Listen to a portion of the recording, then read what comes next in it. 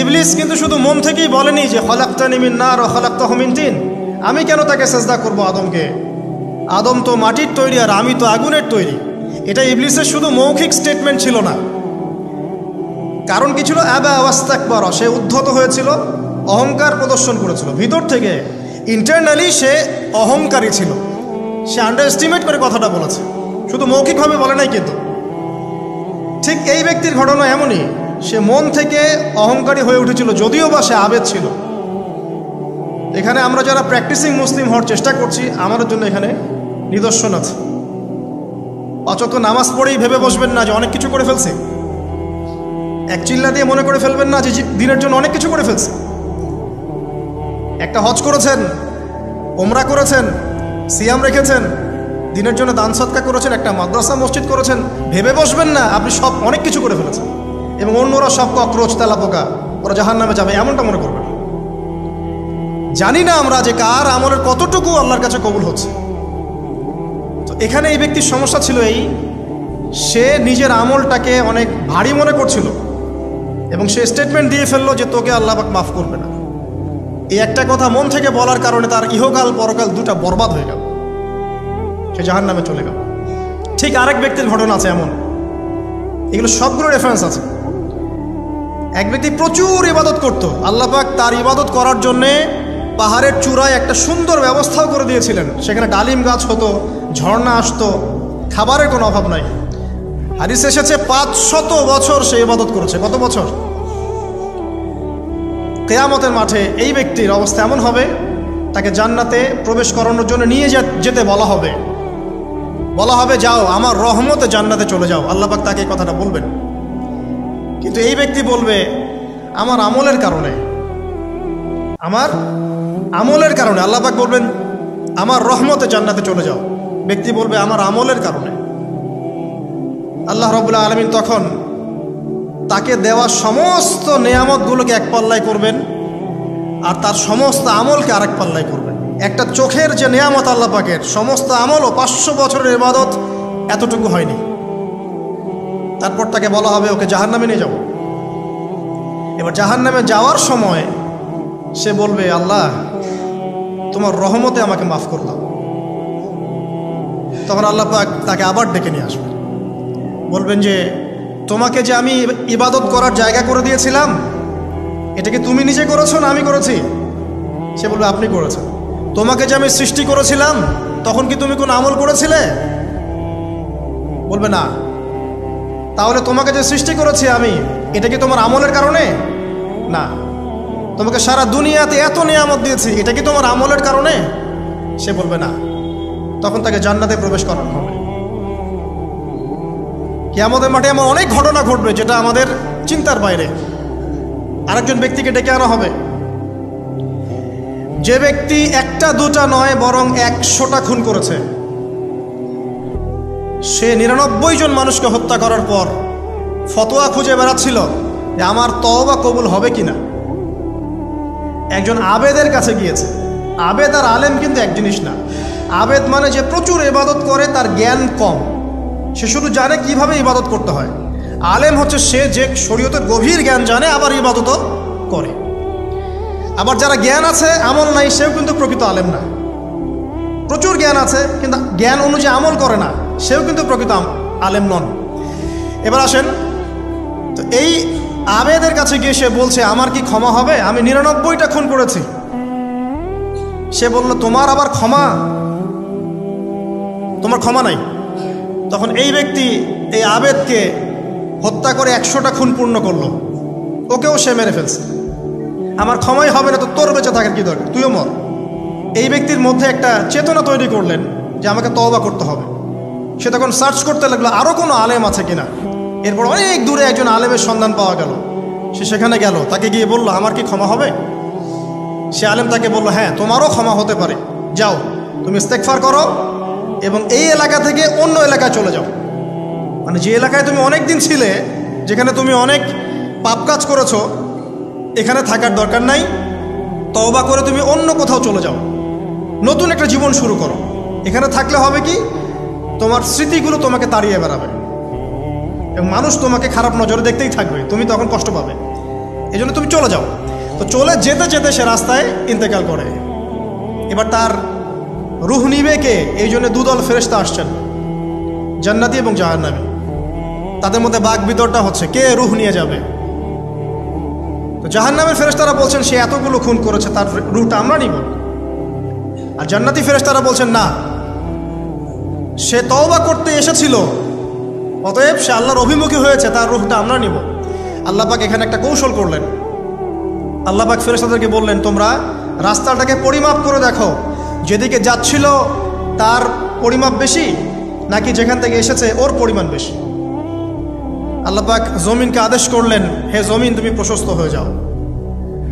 এবার পরিমাপ করে দেখা গেল সে তওবার দিকে আসছিল, এর পরিমাণটা বেশি। এই একটা কাজের ওসিলা আল্লাহ পাক তাকে মাফ করে দিলেন। মনে রাখবেন, এটা মৌখিক বিষয় ছিল না, সে মন থেকে ভিতর থেকে কিন্তু সে আল্লাহর প্রতি অনুগত হয়েছিল। এই মনের বিষয়টা আল্লাহ ছাড়া কেউ জানে না।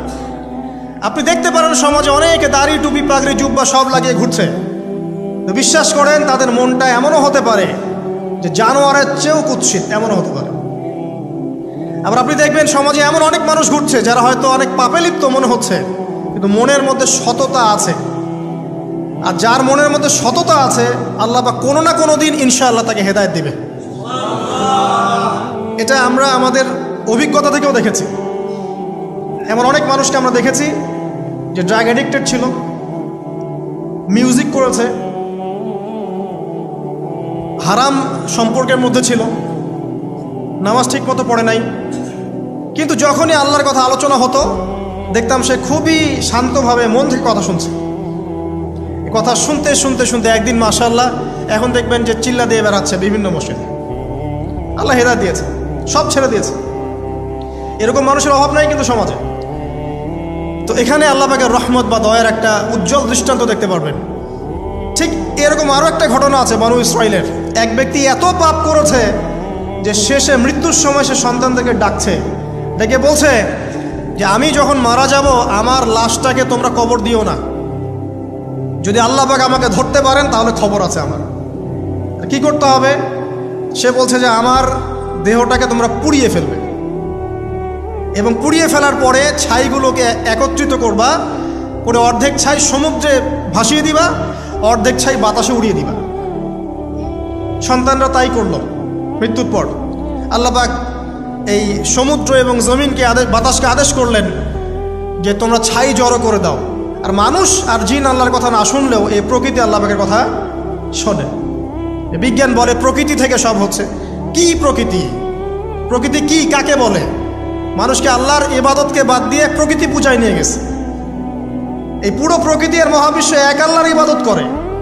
কে সৃষ্টি করলো প্রকৃতি? প্রাকৃতিকভাবে হয়েছে সব কিছু বলে, আল্লাহ থেকে হয়েছে বলা যাবে না। বললে আপনি মৌলবাদী হয়ে যাবেন। আল্লাহ শব্দ ইউজ করলে আপনি মৌলবাদী হয়ে যাবেন। ধর্মতাত্ত্বিক শব্দগুলোকে আস্তে আস্তে উঠিয়ে দেওয়া হয়েছে। দেখবেন যুক্তি বিজ্ঞান দার্শনিক শব্দগুলোকে আনা হয়েছে। এটাও টেকনিক্যালি করা হয়েছে। কোনো সেকুলার মিডিয়াতে আপনি দেখবেন না ইনশাআল্লাহ বলছে। ইনশাআল্লাহ প্রমাণ করবে যে আপনি আস্তিক না নাস্তিক। তো প্রকৃতিকে আল্লাহ পাক আদেশ করলেন, এই সমুদ্র ছাই জড়ো করো, এই বাতাস ছাই জড়ো করো। তারা ছাই জড়ো করে দিল। এই ব্যক্তিকে বলা হচ্ছে তুমি জীবিত করে আল্লাহ পাক বলছেন তুমি যে এই কাজটা করেছিলে, লিমা ফাআলতা হাদা, তুমি এই কাজটা কেন করেছো? তখন এই ব্যক্তি উত্তর দিচ্ছে, মিন খাশিয়াতিকা ইয়া রাব্বি ওয়া আনতা আ'লাম। হে আল্লাহ, আমি আমার বুঝে যা এসেছে আপনার ভয়েই আমি এই কাজটা করেছি, আর আপনি খুব ভালো করেই জানেন যে আমি আপনার ভয়ে করেছি নাকি অন্য কোনো কারণে করেছি। মানে আপনি আমার মনের কথা জানেন। আল্লাহ পাক তাকে মাফ করে দিলেন। আপনাদেরকে আমি সেই ব্যভিচারী মহিলার কথাও মনে করাই, যে ছিল একজন প্রস্টিটিউট মহিলা, পতিতা, যেটা আমরা বলি সমাজের ভাষায়। যদিও এখন নতুন শব্দ এসেছে সেক্স ওয়ার্কার বা যৌনকর্মী, এবং এগুলোকে আমরা এখন প্রমোট করছি। আমরা এখন অশ্লীলতাকে প্রমোট করছি। এই কথা বলতে আমাদের বুক কাঁপা উচিত নয় যে আমরা এখন অশ্লীলতাকে প্রমোট করছি। আমরা এখন কাপড় খোলার সংস্কৃতি থেকে যাচ্ছি। যে কাপড় খুলে দিয়েছিল ইবলিস। ইবলিস আমাদের বাবা মার কাপড় জান্নাতে খুলে দিয়েছিল, এটা কি জানেন? ফল খাওয়ার পরে এই ফল খেতে কে প্রলুব্ধ করেছে? ইবলিস। গাছের কাছে গিয়ে ফল ভক্ষণ করার পর সর্বপ্রথম আমাদের পিতামাতার গা থেকে কাপড় খুলে পড়ে গেছে। আমাদের পিতামাতাকে মহাবিশ্বে নগ্ন করে দিয়েছে ইবলিস, আর তার অনুসারীরা এই জমিনে আদম সন্তানদেরকে নগ্ন করছে এখন। অতএব এই যে একটা ট্রেন্ড এখন চলছে, দেখবেন হারাম রিলেশনশিপকে মিডিয়ার মধ্য দিয়ে প্রমোট করা হচ্ছে, মনে হয় একটা স্বাভাবিক বিষয়, কোনো বিষয় না এটা, যে কেউ জেনাই করতে পারে, জেনা পর্ন খুব নর্মাল। হালালভাবে যদি আপনি বিয়ে শাদী করতে যান তখন সমস্যা হচ্ছে, হালালভাবে যদি আপনি বিয়ে করতে যান তখন সমস্যা হচ্ছে। হারামভাবে আপনি যা ইচ্ছা তাই করতে পারেন, সমাজে কেউ কিছু বলছে না। এখন বলছে এগুলো স্বাধীনতা। সুবহানাল্লাহ, কোন স্বাধীনতা? স্বাধীনতা বলে কোনো শব্দ নাই মহাবিশ্বে। এই পুরো বিশ্বের সমস্ত মানুষ আল্লাহর অধীনে পরাধীন। এই বিশ্বে যত মানুষ বসবাস করছে এখন, এরা কেউই স্বাধীন নয়, না কেউ স্বাধীন ছিল, না আছে, না থাকবে। সবাই আল্লাহ পাকের দাসত্বের অধীনে পরাধীন। স্বাধীন সেই এই পৃথিবীতে যে ব্যক্তি শয়তানের তাবেদারি করে, ও নফসের তাবেদারি করে, ও তো স্বাধীন, যা ইচ্ছা তাই করতে পারে। এই যে অশ্লীলতার প্রমোটিংটা চলছে, এটাকে পারিবারিকভাবে বন্ধ করতে হবে। আল্লাহ পাক আমাদেরকে বোঝার তৌফিক দান করুন। এগুলো যত বাড়বে সমাজে মহামারী আসবে, দেখে নিয়ে মহামারী আসবে, দুর্ভিক্ষ আসবে, সমাজে এমন সব রোগ ব্যাধির জন্ম হবে যেগুলো নামও শোনে নাই মানুষ কখনো, এবং সামনে ভূমিধস অপেক্ষা করছে, এগুলো আসবে। যাই হোক, ওই মহিলা, যে ব্যক্তি একজন যৌনকর্মী ছিল, বা যেটা আমরা বলি ব্যভিচারিণী মহিলা ছিল, একটা কুকুরকে দেখেছে সে পানি পান করার জন্য তৃষ্ণার্ত, সে এটাতে মায়া করে, দয়া করে তার মোজাটাকে নামিয়ে এই কূপ থেকে পানি উঠিয়ে কুকুরকে পান করিয়েছে। এই একটা কাজের বদৌলতে আল্লাহ রাব্বুল আলামিন এই ব্যভিচারী মহিলাকে মাফ করে জান্নাত দিয়ে দিয়েছে। হাদিসে এটাও এসেছে, নবী সাল্লাল্লাহু আলাইহি ওয়াসাল্লাম বলেছেন, ইরহামু মান ফিল আরদ, তোমরা সবাই জমিনবাসীর প্রতি রহম করো। জমিনে মুসলিমই থাকতে হবে, তাদের প্রতি রহম করতে হবে এমন নয়, জমিনবাসী যারাই আছে সবার প্রতি রহম করো, জাতি ধর্ম বর্ণ নির্বিশেষে, এমনকি পশু পাখির প্রতিও দয়া করো। ইরহামু মান ফিল আরদ, জমিনে যারা আছে সবার প্রতি রহম করো। ইয়ারহামুকুম মান ফিস সামা, যিনি আসমানে আছেন তিনি তোমাদের প্রতি রহম করবে ইনশাআল্লাহ। ইসলাম এই কথাগুলো বলেছে 1400 বছর আগে। আজকের এই বিশ্বের সোকল্ড এই মডার্ন বিশ্বে, যেখানে মানুষের রক্তের কোনো দাম নাই, সেখানে ইসলাম পশু পাখির অধিকার নিয়ে কথা বলেছে 1400 বছর আগে। কাদেরকে কি শিখাতে আসেন? কোরআন এবং সুন্নাহর বাইরে অভ্রান্ত সত্যের কোনো উৎস আছে? এখানে যা আছে তাই চূড়ান্ত। মানতে চাইলে মানেন, না মানতে চাইলে জাহান্নামে যান, কেউ তো বাধ্য করছে না। লাকুম দীনুকুম ওয়ালিয়া দিন। আল্লাহ পাকের রহমত দেখেন। আরেকটা ঘটনা আছে এমন, একটা বিড়ালকে বেঁধে রেখেছিল এক মহিলা, খাবার দেয় নাই, কষ্ট দিয়েছে। একটা বিড়ালকে খাবার না দিয়ে কষ্ট দেওয়ার কারণে এই মহিলাকে আল্লাহ পাক জাহান্নামে পাঠিয়েছে। এরকম কত ঘটনা আছে, এই ঘটনাগুলো হাদিসের পাতায় বর্ণিত আছে। কোরআনে কি বলছে দেখুন। কোরআনের আমি কয়েকটা পয়েন্ট আপনাদেরকে খালি বলছি, এটা নিয়ে আমি সকালে ভাবছিলাম। আল্লাহ পাক আদম আলাইহিস সালামকে সৃষ্টি করেছেন আমরা সবাই জানি, কিন্তু আল্লাহ পাক সূরা সদের মধ্যে বলছেন ইবলিসকে, হে ইবলিস, তোমাকে কিসে বারণ করলো আদমকে সেজদা করতে, যে আদমকে আমি নিজের হাত দিয়ে সৃষ্টি করেছি। আল্লাহ রাব্বুল আলামিন যে আমাদেরকে এত যত্ন করে ভালোবেসে সৃষ্টি করেছেন, এটা কি আল্লাহ পাকের দয়ার নিদর্শন নয়? মহাবিশ্বের অন্য কোনো মাখলুক সৃষ্টির ব্যাপারে আল্লাহ পাক বলেন নাই খলাকতু বিয়াদাই, আমি নিজ হাতে তাকে সৃষ্টি করেছি। শুধু সৃষ্টি নয়, সৃষ্টি করার পর আল্লাহ পাক তাকে সমস্ত নাম শিক্ষা দিয়েছেন।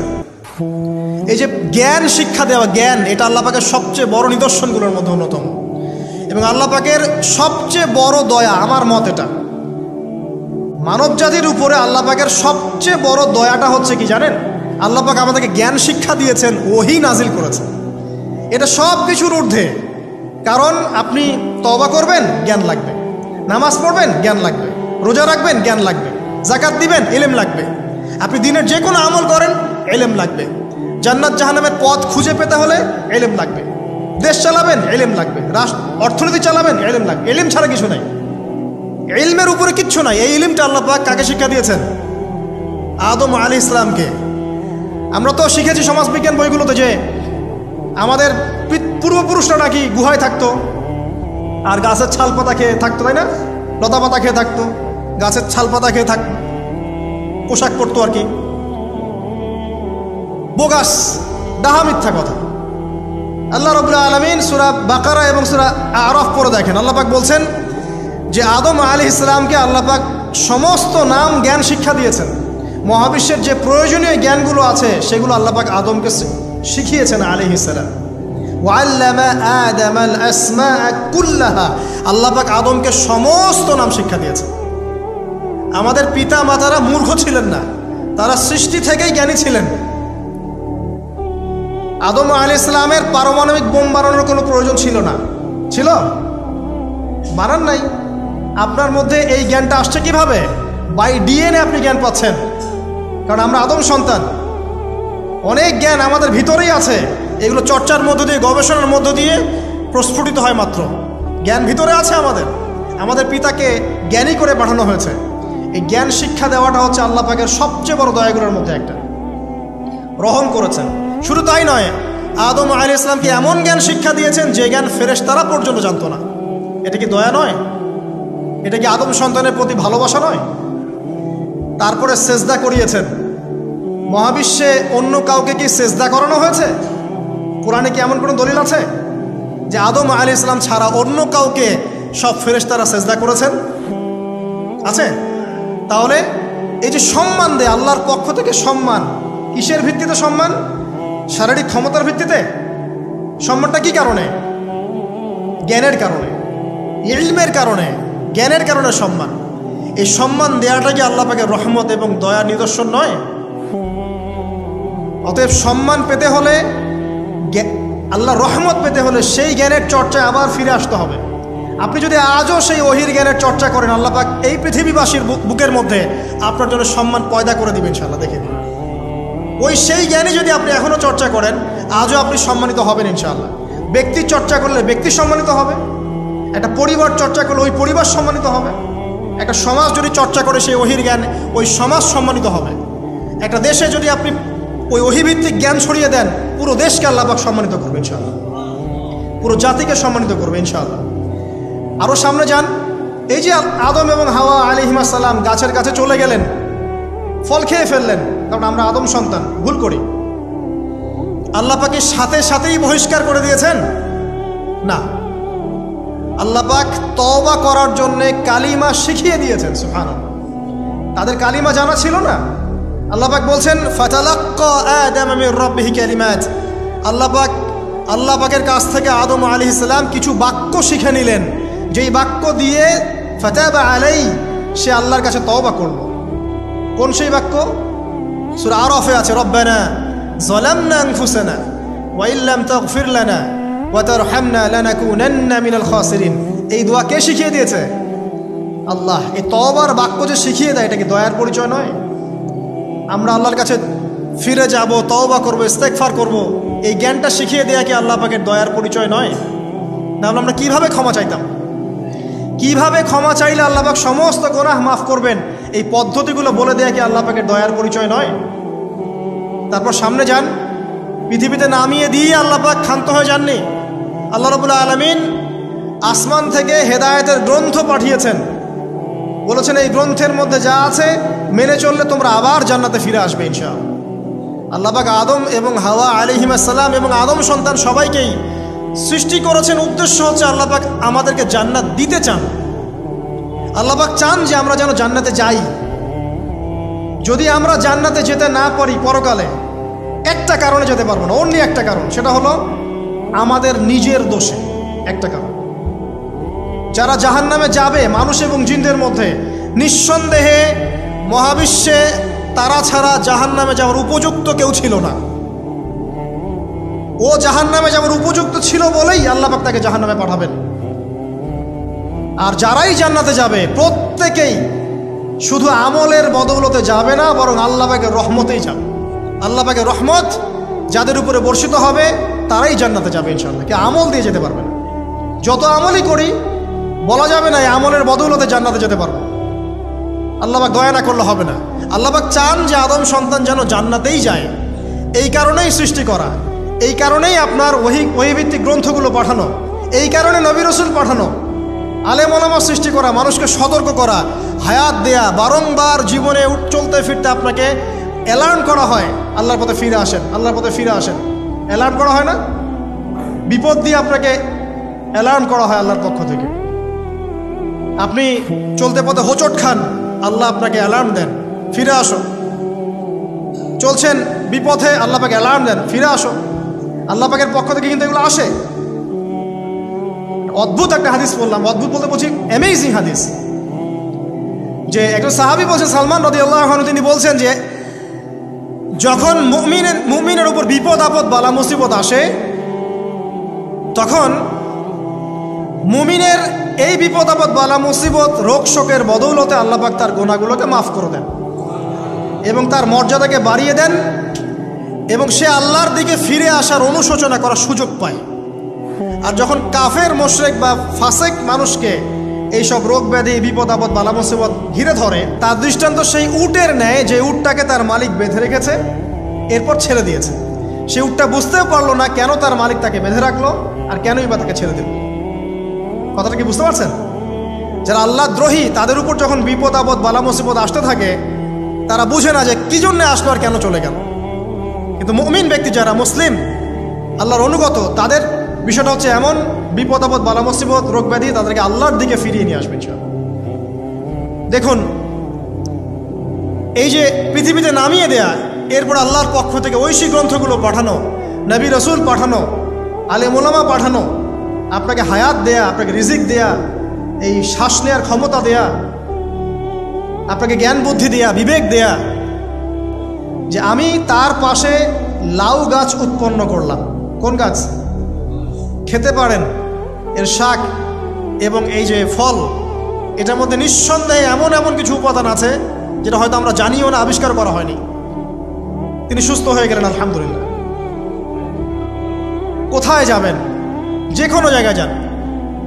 নবী ঈসা আলাইহিস সালামকে চতুর্দিক থেকে আক্রমণ করছে ইহুদিরা। আল্লাহ রাব্বুল আলামিন তাকে এমন হেফাজত করলেন, তার কাছে তাকে উঠিয়ে নিলেন। এটা কি দয়ার পরিচয় নয়? এই যে একটু আগে তেলাওয়াত করলো শুরুর আগে নবী মুসা আলাইহিস সালামের ঘটনা। বনু ইসরাইল একটার পর একটা অবাধ্যতা করেই গেছে। আল্লাহ পাক তারপরেও তাদের কাছে নবী পাঠিয়েছেন, নবী মুসাকে পাঠিয়েছেন। ফেরাউনের মতো জালেম শাসকের হাত থেকে বনু ইসরাইলকে আল্লাহ পাক উদ্ধার করেছেন। এটা কি দয়ার পরিচয় নয়?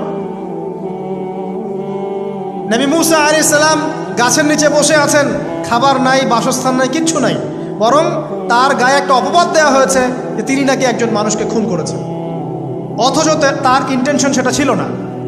তিনি একটা ঘুষি দিয়েছেন লড়াই থামানোর জন্য, ওই এক ঘুষিতেই সেই ব্যক্তি ডেড। এবার তিনি গাছের নিচে বসে দোয়া করছেন, রব্বি ইন্নী লিমা আনজালতা ইলাইয়া মিন খায়রিন ফাকির। আল্লাহ, আমি নিঃস্ব অসহায় হয়ে এখানে বসে আছি, তুমি আমার উপর তোমার যে রহমত পাঠাবে আমি তার ভিখারি হয়ে বসে আছি।